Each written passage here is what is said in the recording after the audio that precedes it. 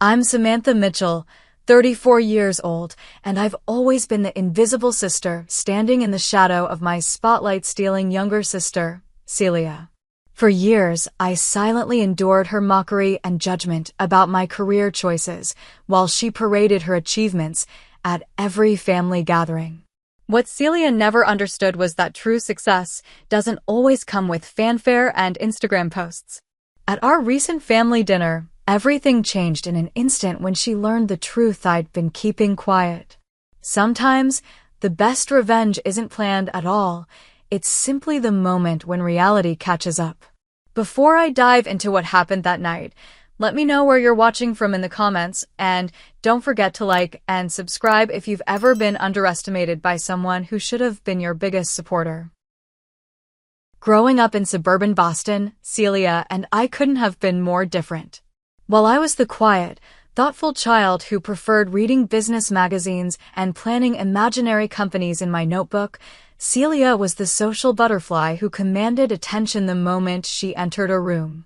3 years younger than me, she somehow always seemed to take up more space in our family dynamics. "Samantha, why can't you be more outgoing like your sister?" Mom would ask when I declined joining the school dance team.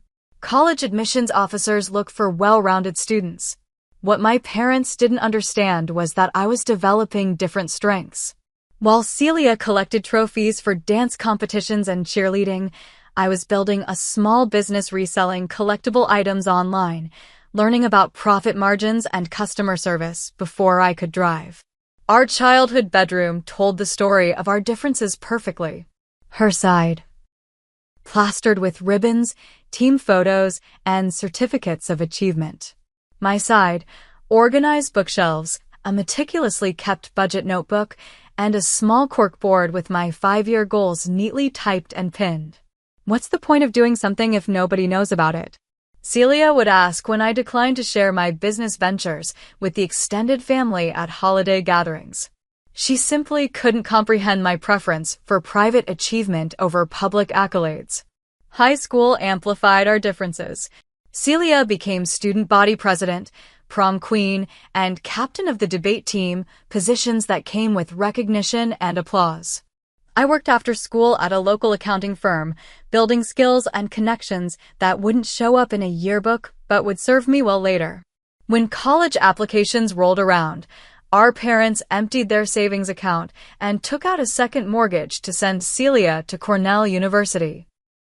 Her acceptance letter was framed and hung in the living room, next to her graduation photo and debate team trophies.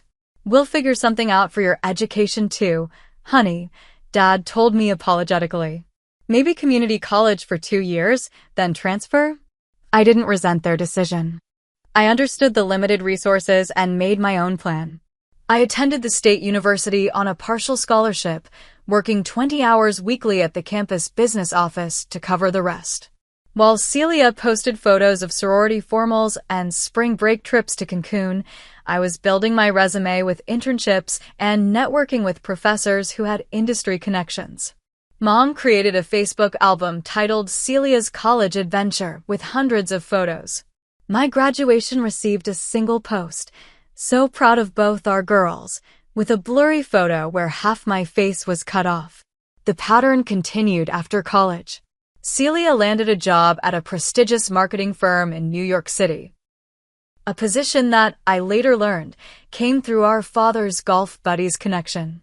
She moved into a sleek apartment in Manhattan, subsidized by our parents, and cultivated an Instagram presence that showcased a life of cocktail parties, designer clothes, and business trips that looked suspiciously like vacations.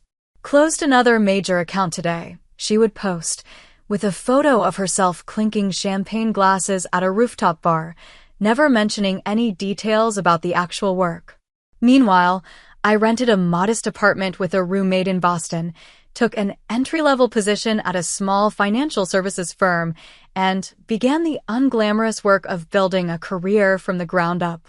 Holiday gatherings became predictable performances. Celia would arrive with expensive gifts, wearing designer clothes, ready to hold court with stories of her fabulous life in New York. The CEO personally thanked me for my presentation, she announced during one Thanksgiving dinner. He said it was the best he'd seen in years. When my turn came to share updates, my mentions of a recent promotion or new responsibility were quickly overshadowed. "That's nice," dear Mom would say, before turning back to Celia. "Now tell us more about that celebrity client you mentioned." During Christmas of our late 20s, Celia announced her engagement to Bradley, an investment banker she'd been dating for 6 months. The family erupted in celebration. My parents immediately transferred $5,000 to her account for the engagement party. "And what about you, Samantha?" Aunt Linda asked during the celebration. "Any special someone in your life?" Before I could answer that I was focusing on my career goals, Celia jumped in. "Sam's married to her job," she laughed. "Some people just aren't built for balance. It's all spreadsheets and no romance for my big sister." The family chuckled uncomfortably while I forced a smile. What none of them knew was that I had just been promoted to department manager, overseeing a team of 12 people, a significant achievement that I chose not to share after Celia's dismissive comment. As our 20s gave way to our 30s, the dynamic remained firmly established. Celia, the successful, vibrant daughter living a glamorous life worth talking about.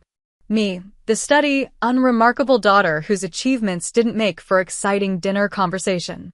What no one in my family realized was that I had stopped sharing my professional journey with them years ago, not because there was nothing to share, but because I had grown tired of having my achievements diminished or overlooked in favor of Celia's more photogenic life.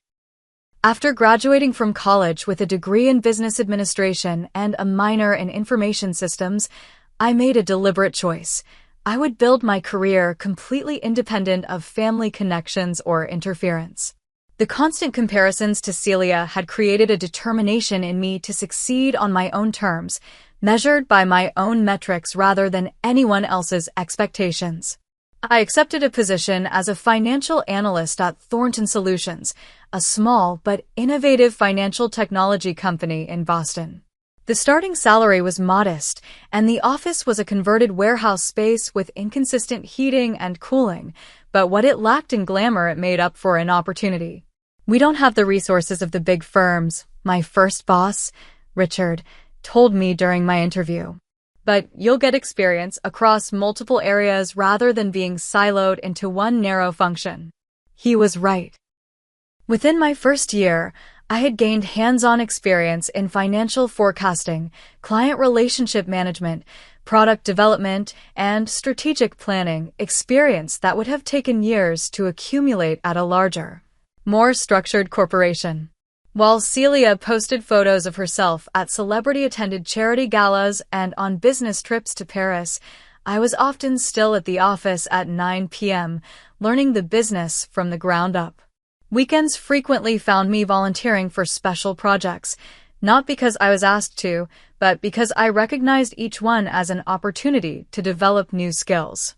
During my second year at Thornton, the company was acquired by Lincoln Financial, a mid-sized regional player looking to expand its technology offerings. The acquisition brought new resources, new challenges, and new visibility for those of us willing to step up during the transition. "You have a unique ability to see both the forest and the trees," my new supervisor commented during my performance review. "That's rare in someone at your level." The acquisition also brought Eleanor Jenkins into my professional life. As Lincoln's integration director, Eleanor was responsible for merging the two companies' operations, and she quickly identified me as someone who could help navigate the complex process. Eleanor became more than a boss, she became a mentor. In her mid-50s with silver-streaked black hair and a no-nonsense management style, she had broken through several glass ceilings in her career and wasn't afraid to tell the uncensored truth about what it took. "Being good isn't enough," she told me over coffee one morning. "Being good just gets you a seat at the table. Once you're there, you have to be strategic about which battles to fight and which cards to play when." Under Eleanor's guidance, I took on increasingly complex responsibilities. When Lincoln was itself acquired by Mata Corporation, a major national financial services firm, Eleanor recommended me for a position on the transition team. They need someone who understands how the Thornton technology integrates with Lincoln's systems, she explained. That's you. The Mata acquisition accelerated my career trajectory. Working directly with C-suite executives on the integration gave me visibility I couldn't have gained otherwise. When the dust settled, I was offered a director position overseeing product strategy, a significant jump that came with a substantial salary increase and my first experience managing a sizable team.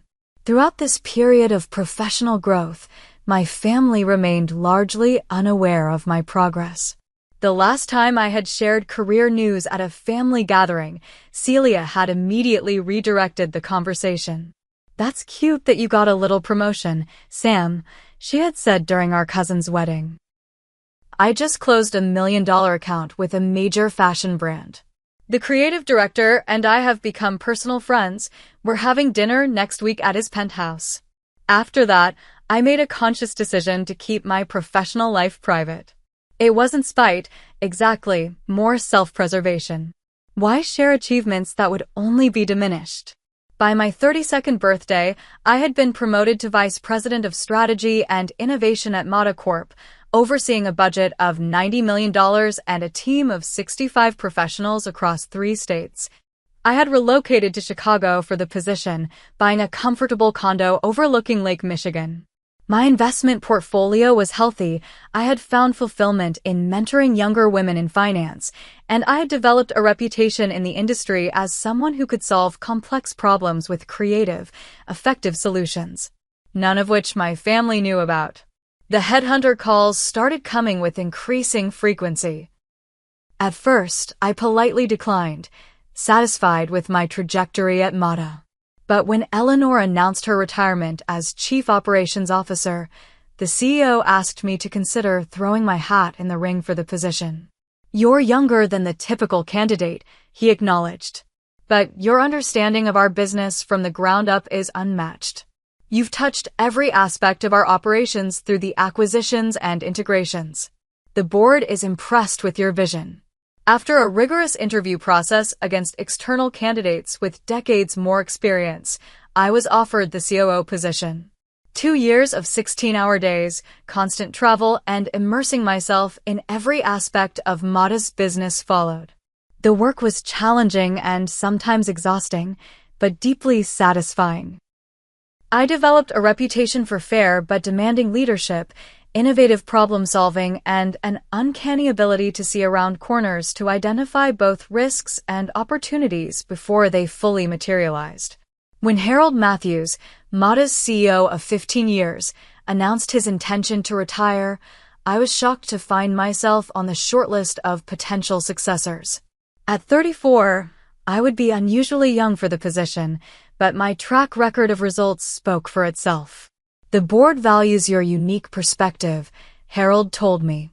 "You understand our legacy business, but you're not bound by how we've always done things." That's exactly what Mata needs in this rapidly changing environment.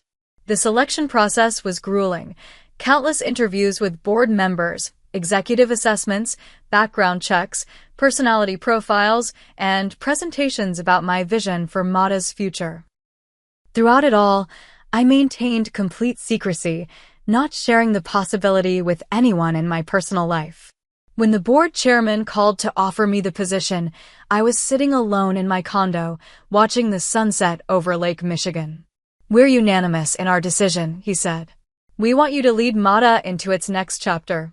I accepted on the spot, a surreal feeling washing over me as I realized the magnitude of what had just happened. We agreed to a public announcement in 4 weeks after contracts were finalized and a transition plan established with Harold. That evening, as I sipped champagne alone on my balcony, my phone buzzed with a text from my mother. "Don't forget the family dinner next weekend for your father's birthday. Celia says she has big news to share." I smiled at the irony. For once, I also had news that would qualify as big by my family's standards. But something held me back from sharing it immediately.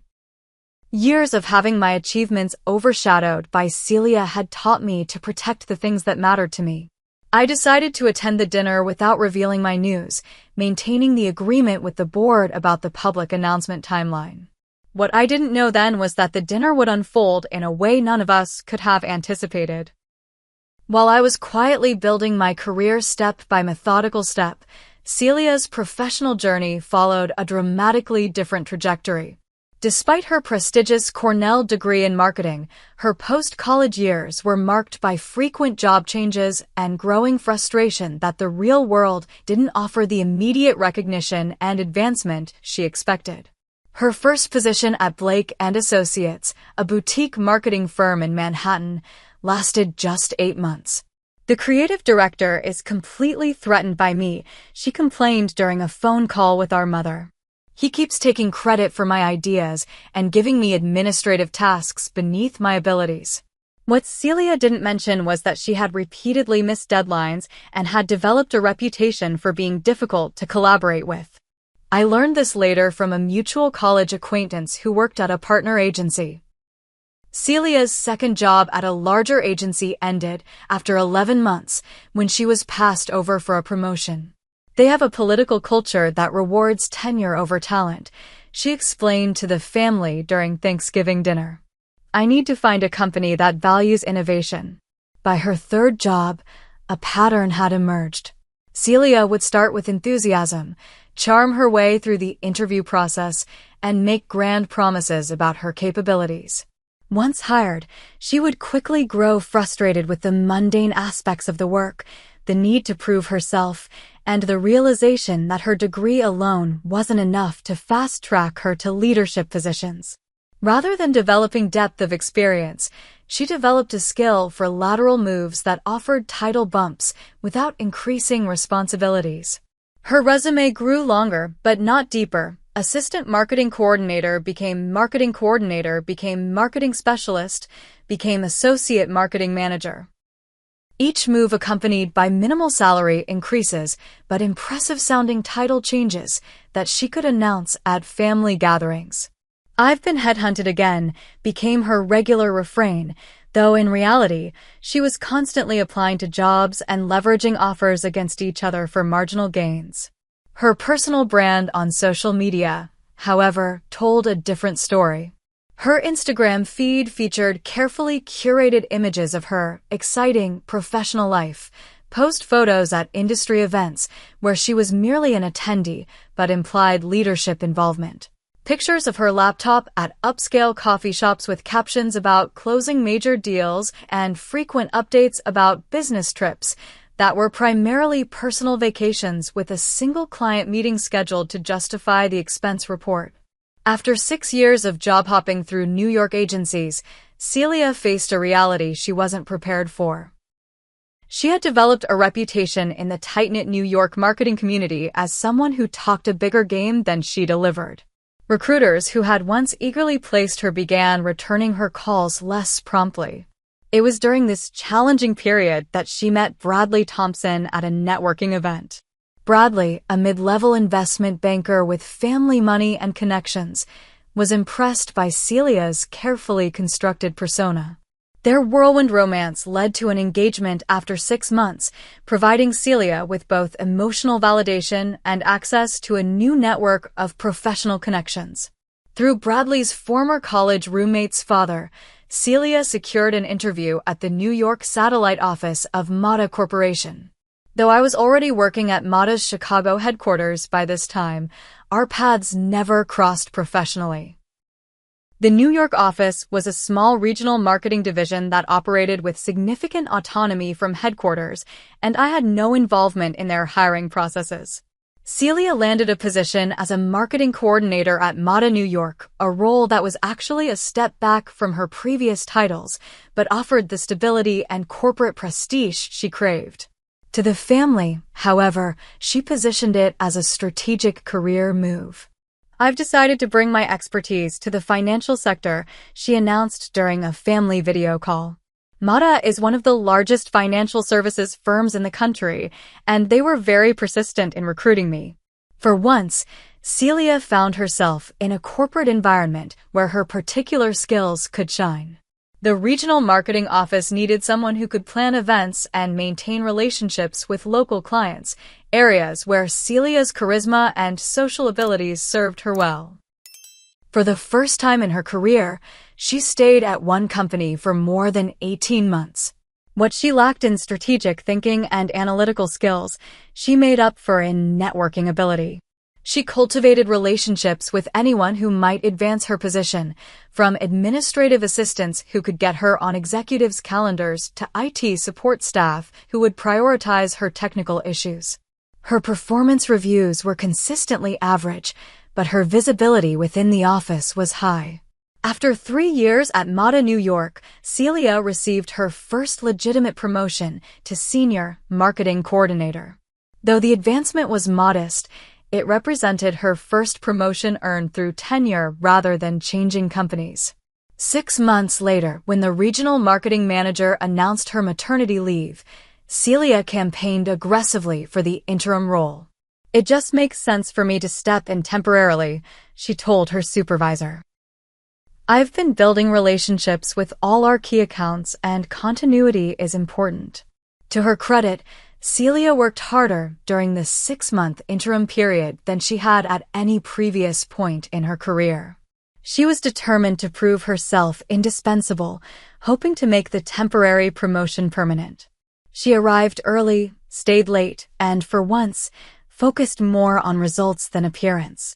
When the marketing manager decided not to return after her maternity leave, Celia's temporary position was converted to permanent, the most significant professional achievement of her career to date.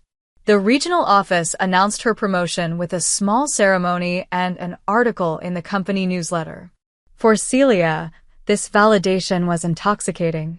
After years of job hopping and exaggerating her importance, she had finally earned a legitimate management position at a respected company. The timing coincided perfectly with our father's upcoming birthday celebration in Boston, giving her the perfect stage to announce her achievement to the family. In the week leading up to the family dinner, Celia spared no expense preparing to maximize the impact of her announcement. She purchased a new designer dress for the occasion, had her hair and makeup professionally done, and bought our father an extravagant watch that cost 2 months of her new salary, all to create the perfect backdrop for her moment in the spotlight. She rehearsed casual ways to mention her promotion in conversation. "Oh, by the way, I have some news from Mata. And managing the team has been challenging but rewarding." She practiced humble expressions in the mirror while reciting lines about not wanting to make a big deal about the promotion, while ensuring everyone knew exactly what a big deal it was.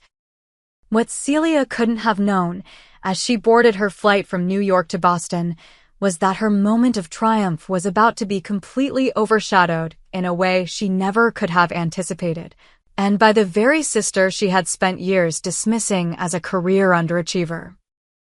The week before my father's birthday dinner coincided with the most significant professional milestone of my life. In a wood-paneled boardroom on the 42nd floor of Mata's Chicago headquarters, I signed the contract making me the youngest chief executive officer in the company's 80-year history. "Congratulations, Samantha," Harold Matthews said, standing to shake my hand as the board members applauded.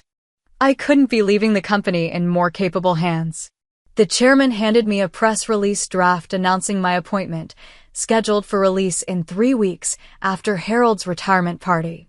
"Until then, we're keeping this within the executive team," he reminded me. "We want to manage the announcement properly for our shareholders and employees."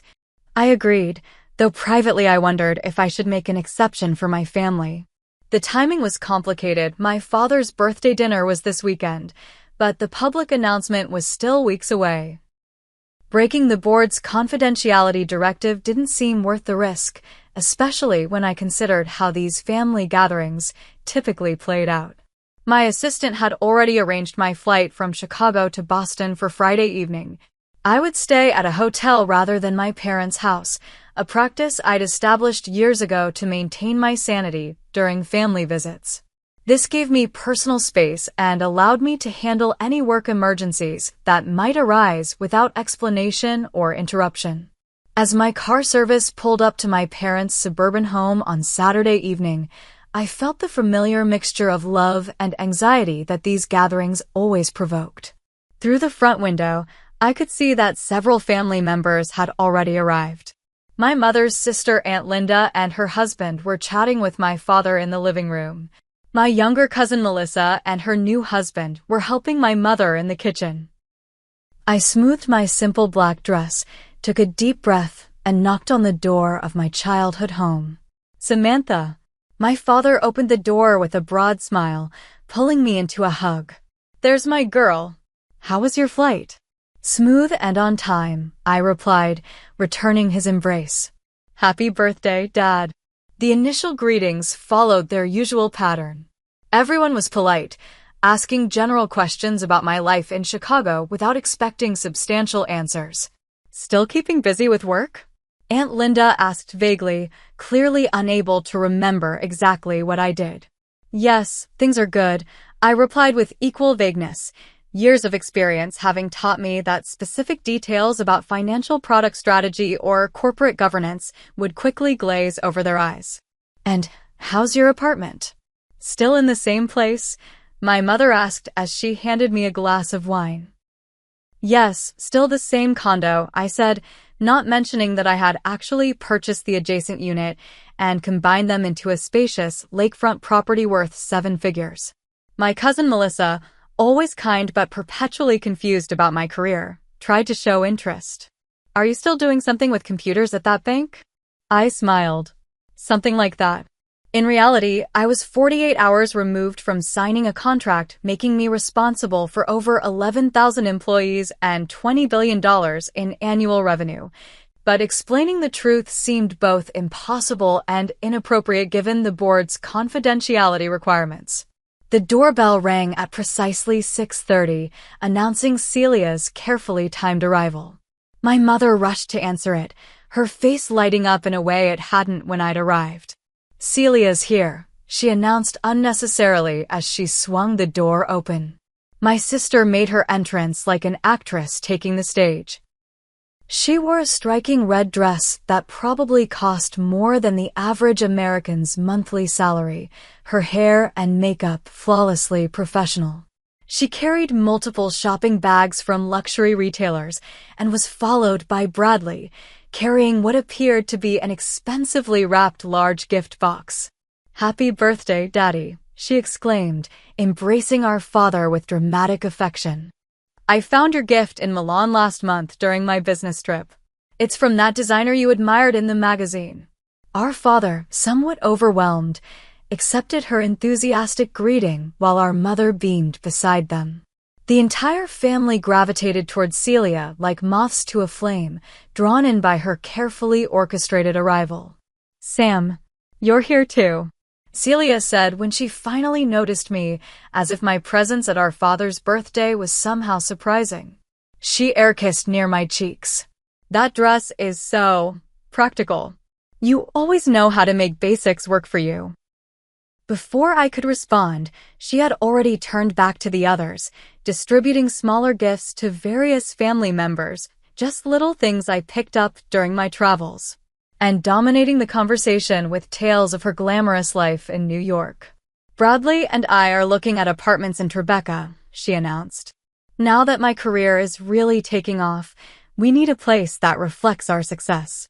As we moved to the dining room for dinner, the family naturally arranged themselves around Celia, eager to hear more about her exciting life. I took my usual place at the far end of the table, beside Uncle Robert, who was hard of hearing and generally missed most of the conversation. My mother had prepared my father's favorite meal, roast beef with Yorkshire pudding, roasted potatoes, and asparagus.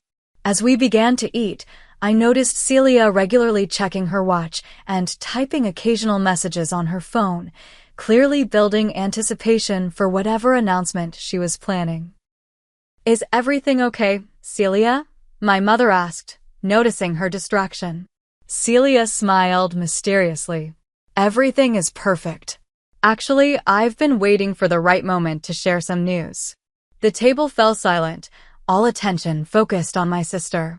She placed her fork down carefully, dabbed her lips with her napkin, and took a deliberate sip of water, all choreographed for maximum effect. I wanted Dad's birthday to be the first place I shared this, she said, reaching for Bradley's hand for support. Because family is what grounds us during life's biggest moments. I suppressed a smile at the rehearsed quality of her speech, wondering what exactly this news would be. A pregnancy announcement? A house purchase? Whatever it was, Celia had clearly been planning this moment for maximum impact.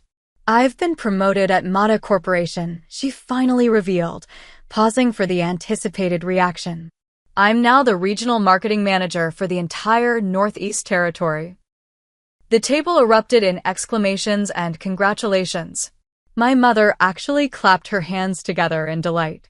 That's wonderful, honey, my father said proudly. Tell us more about what that means. Celia was only too happy to oblige, launching into a detailed explanation that significantly exaggerated both the scope and importance of her new position.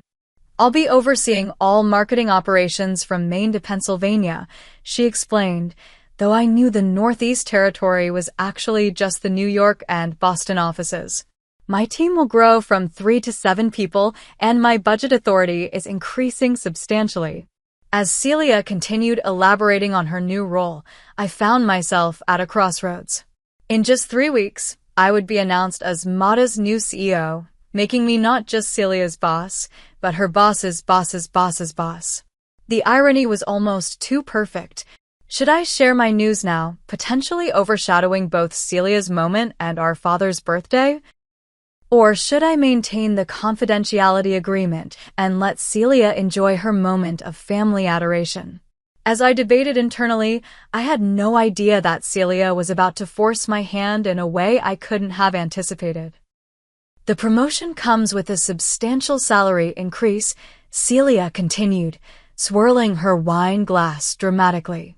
They clearly recognize the value I bring to the company. Will you be managing more people now? Aunt Linda asked. Yes, I'll be leading a team of marketing professionals across multiple offices, Celia confirmed, though I knew her team consisted of 2 junior coordinators and a part-time graphic designer.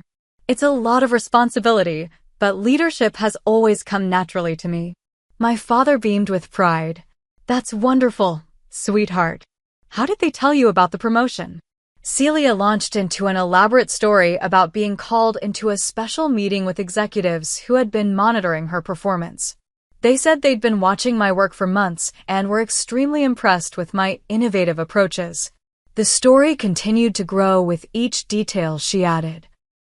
Executive meetings that I was certain never happened, accolades from directors who probably didn't know her name, and strategic initiatives that sounded suspiciously like standard marketing campaigns.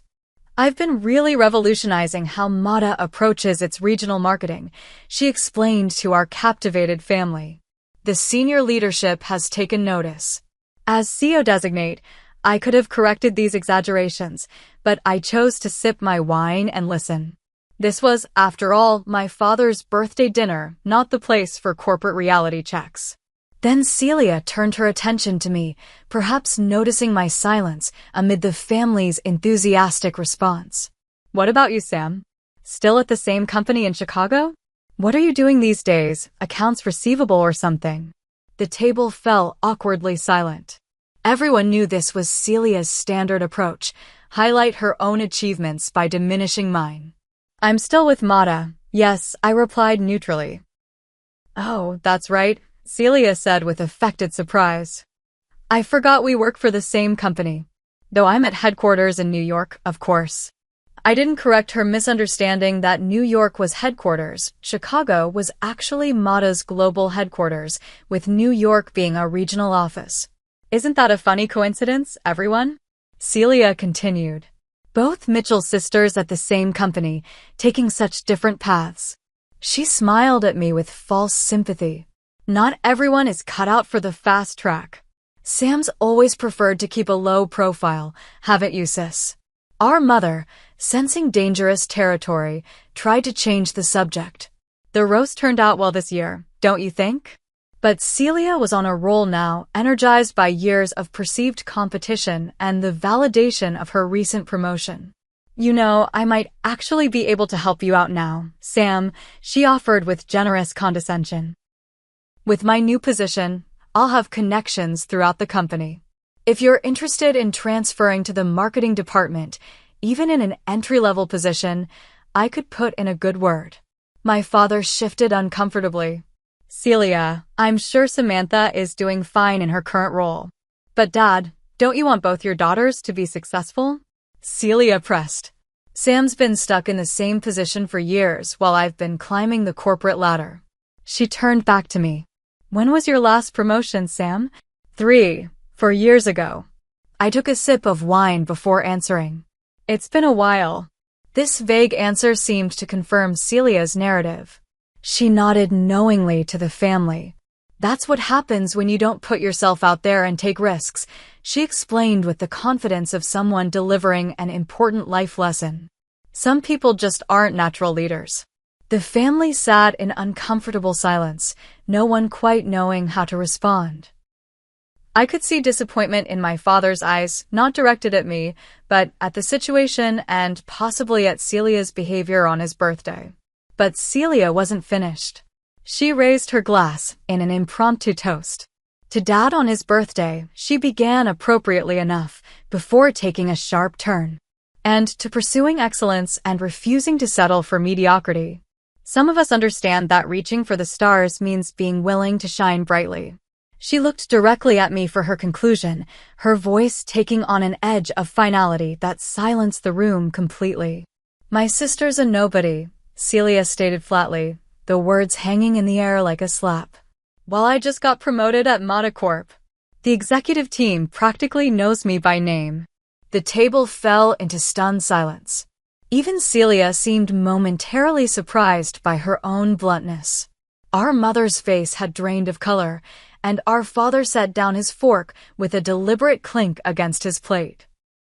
In that moment, I made my decision. The board's confidentiality agreement was important, but so was my dignity, and more importantly, the truth. Congratulations on your promotion, Celia, I said calmly, setting down my wine glass. That's a significant achievement. She smiled triumphantly, interpreting my words as concession. But there's something you should know, I continued, reaching for my purse and extracting a business card, my new business card, which had been delivered to my office that morning. I slid it across the table toward her. I'm the new CEO there. Celia stared at the card, her expression transitioning from confusion to disbelief to horror in the span of seconds. She picked it up with trembling fingers, reading aloud. Samantha Mitchell, Chief Executive Officer, Mata Corporation. The silence around the table was absolute. My mother's hand covered her mouth in shock. My father straightened in his chair, his eyes widening as he processed this information. That's impossible, Celia finally managed. You're making this up to embarrass me. The public announcement goes out in 3 weeks, after the current CEO's retirement party, I explained calmly. The board voted unanimously last month. I signed the contract on Thursday. But you've never mentioned, how could you possibly? Celia sputtered, her carefully constructed narrative crumbling around her.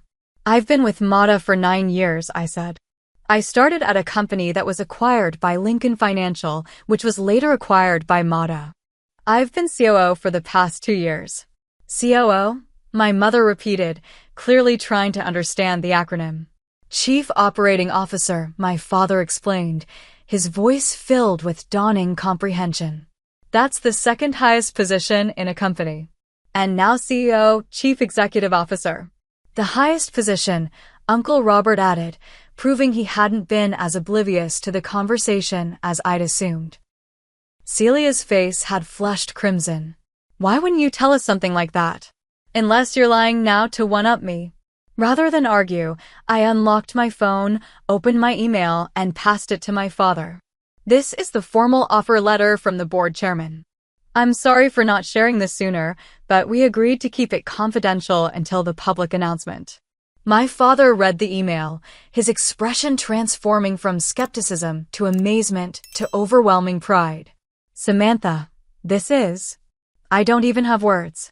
You're going to be the CEO of Mata Corporation? My mother asked, finally finding her voice. The entire company?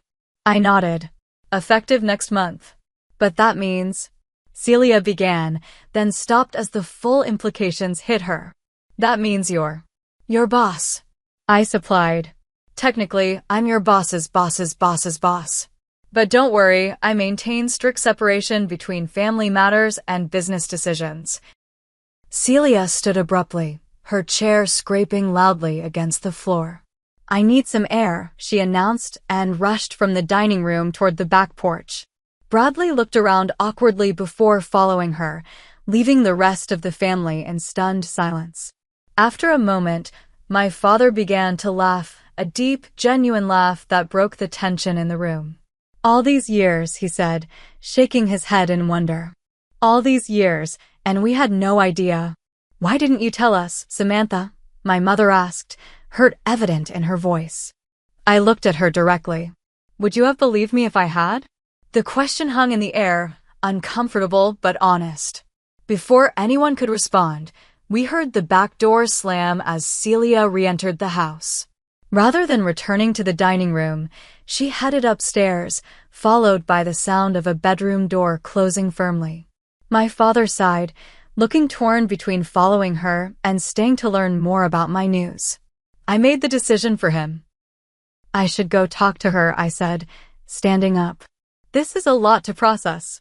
As I headed upstairs to my childhood bedroom, now a guest room, but still the space Celia always claimed during family visits, I steeled myself for the confrontation to come. The initial shock had passed. Now we would see if any healing was possible.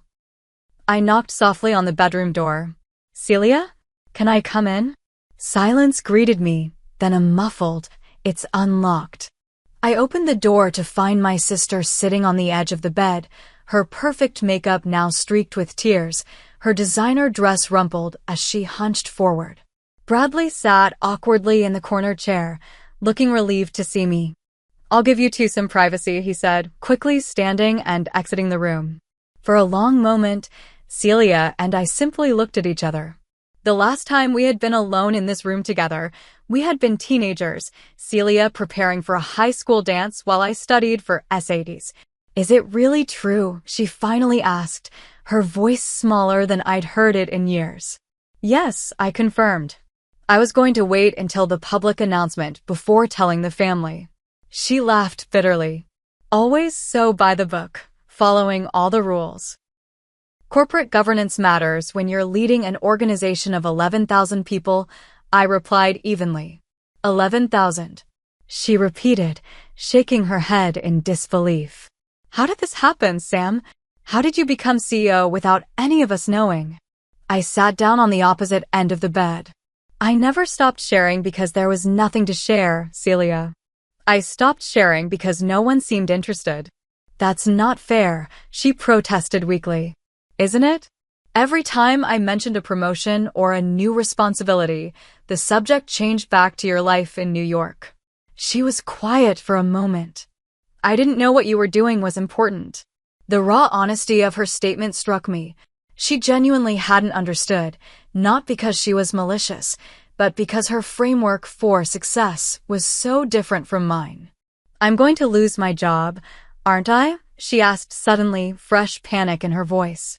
You're going to fire me for what I said downstairs. No, I assured her.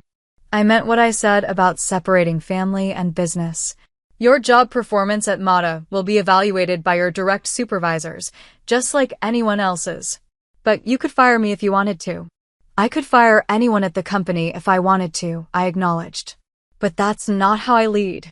I make decisions based on performance and business needs, not personal feelings. She studied my face, perhaps searching for signs of deception or revenge. How did you do it? She finally asked. How did you become CEO without playing the game? Without networking and promoting yourself and making sure everyone knew your value? The question revealed so much about the difference in our approaches and our outcomes. I did play the game, Celia. Just not the same game you've been playing, I explained. I focused on delivering results rather than talking about them. I built genuine relationships based on competence and trust rather than social currency. I developed expertise that made me indispensable. But nobody knew who you were, she protested. The people who mattered knew, I corrected her. The board knew. The executive team knew. The clients knew. That was enough. We sat in silence for a while, each processing the seismic shift in our understood reality. Everyone downstairs must think I'm pathetic now, Celia finally said, fresh tears threatening. No, I said gently. They think you're human. And maybe a little embarrassed, which is also human. She looked up at me, vulnerability replacing the practiced confidence she typically projected. Do you hate me, Sam? For all the things I've said over the years. The question caught me off guard. No, I don't hate you. Sometimes you've hurt me, but I've always understood that you were just being you. What's that supposed to mean? A flash of her usual defensiveness returned. It means you value different things than I do. You want recognition and admiration. I want impact and results. Neither approach is inherently wrong, they're just different paths. Celia wiped her eyes, careful even in emotional distress not to smudge her mascara further. So what happens now? Do we just go back downstairs and pretend everything's normal? We go back downstairs and celebrate Dad's birthday, I said firmly. Tonight isn't about either of our careers, it's about him. She nodded slowly, then asked the question that clearly troubled her most. At work, will everyone know that the CEO is my sister? I understood her concern immediately. Whatever legitimate achievements she had earned would be questioned if people knew about our relationship. The company has 73,000 employees worldwide, Celia. Most people will never make the connection. And I certainly won't be announcing it. Relief washed over her face. Thank you for that.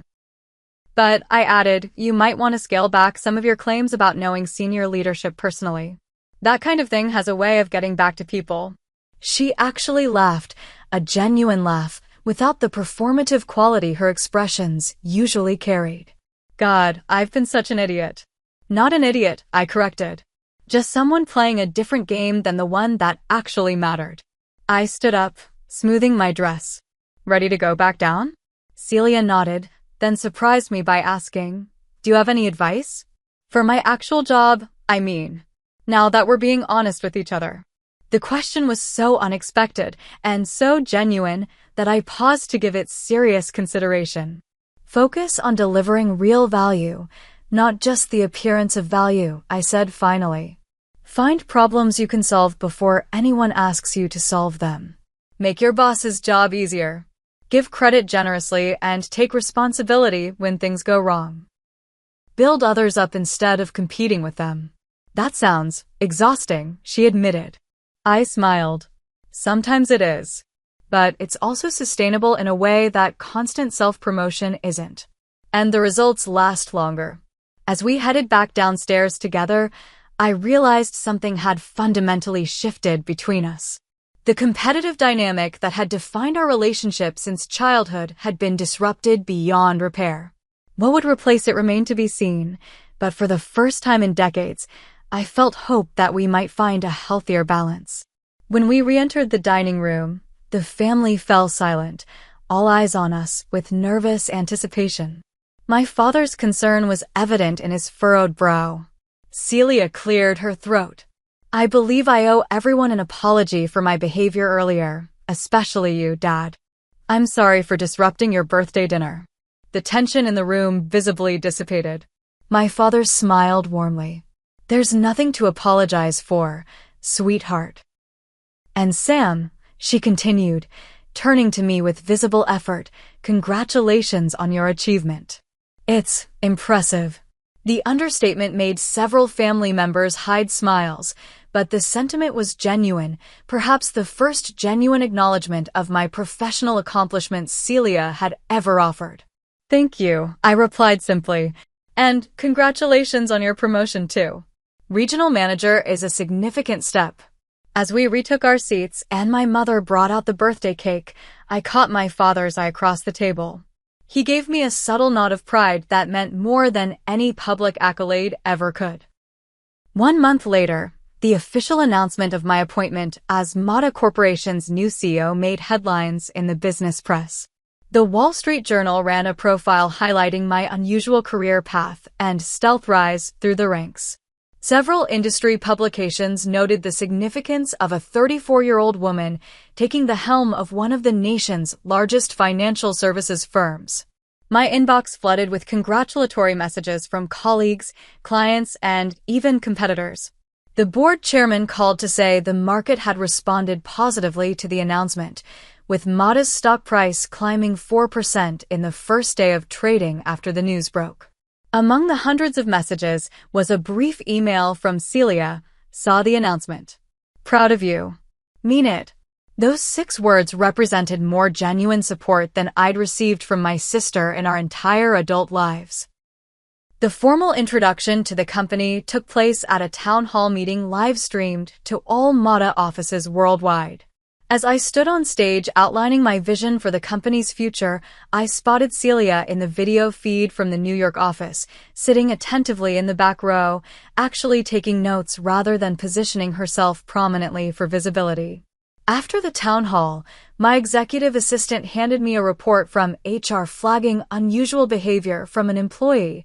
Regional Marketing Manager Celia Mitchell, New York office, has declined 3 interview requests from internal communications regarding her family connection to new CEO.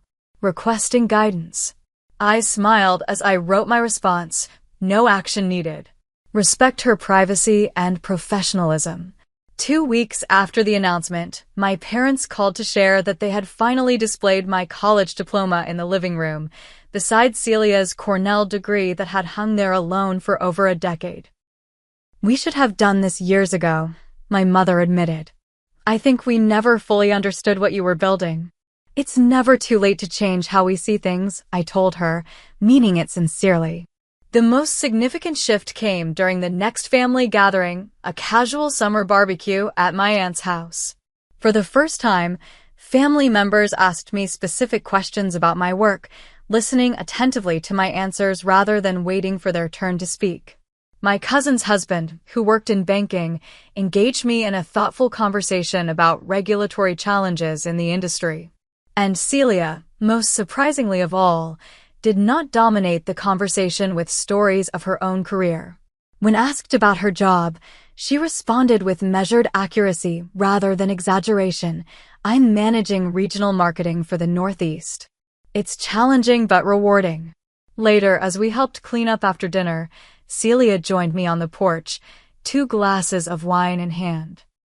She offered one to me and took a seat on the step below. Can I ask you something? She said, looking out at the twilight rather than at me.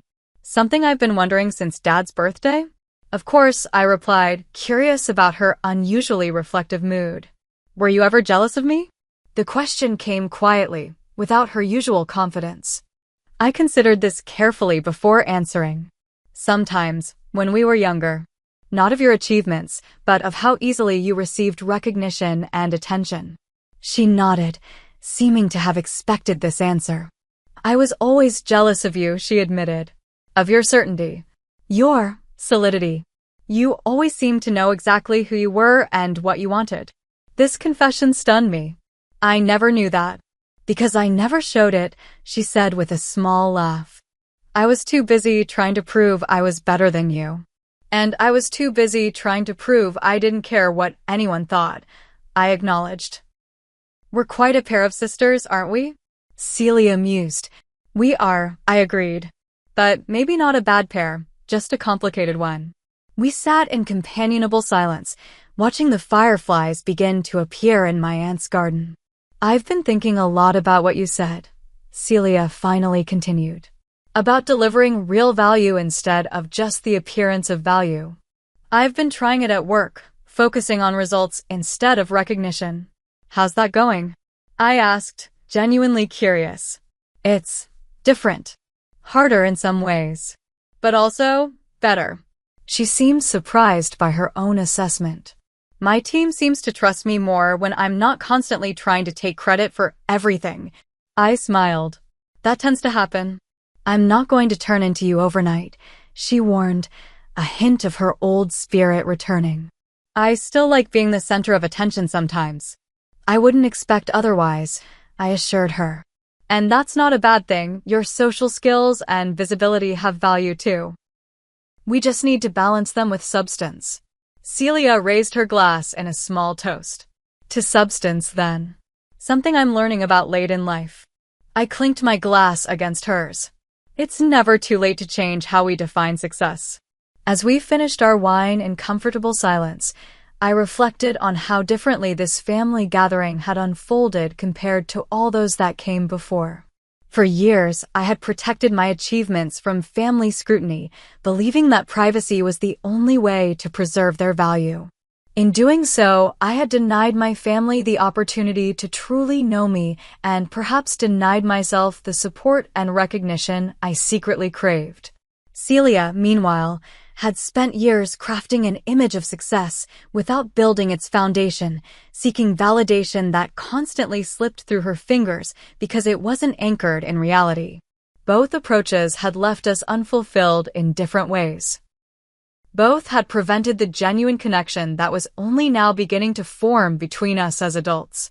The path forward wouldn't be without challenges. Decades of established patterns don't disappear overnight. But for the first time, I felt hopeful that Celia and I might find a new way of relating to each other, one based on mutual respect rather than competition, on genuine understanding rather than assumptions. True success, I was learning, wasn't just about achievement or recognition. It was about building a life that aligned with your values, surrounded by relationships that reflected mutual understanding and acceptance. Sometimes the greatest achievement isn't a title or a salary or public accolades.